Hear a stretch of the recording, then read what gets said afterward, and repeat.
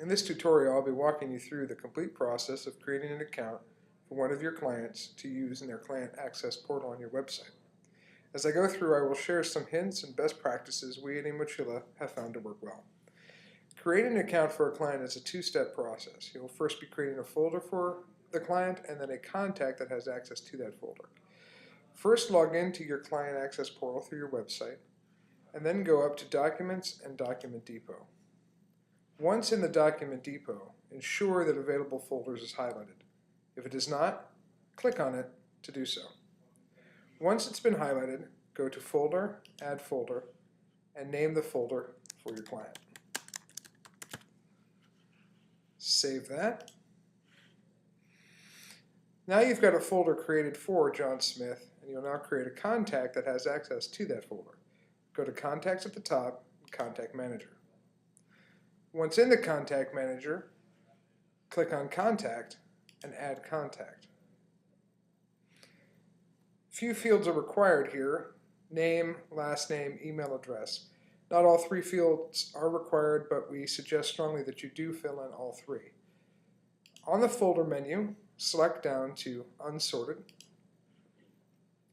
first name, last name, and email address.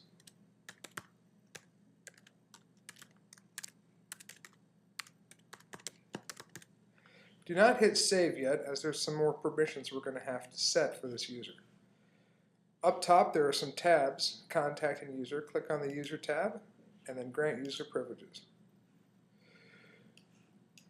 Username, all one word, and passwords have to be at least 4 characters, letters, or numbers. Additionally, under Start Page, set the start page to the Document Depot, which will define where John Smith will access when he first logs on to the system. Next, we go to the Access tab and define the permissions that this user has. In the first section, My Web Assist, we're going to want to check under the Personal column the 3 available pages for Change Password, Look and Feel, and Preferences. Then scroll all the way down to the bottom to the Document Depot section. Under Available Pages, hit Document Depot. Notifications is notified on Folder Update. And then finally, find the folder that you've created for the client.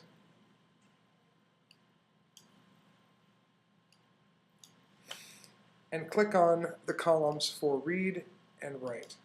Folder, we suggest you do not click on that. That will allow the client to create subfolders, and that can lead to some confusion when you're trying to sort out what files they're receiving.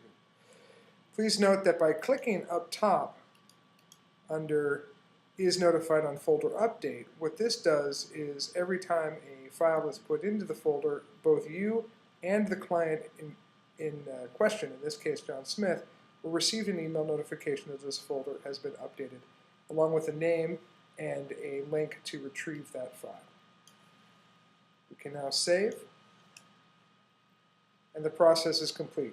You can now email to John Smith his username and password for the system and begin to use the file transfer system with this client.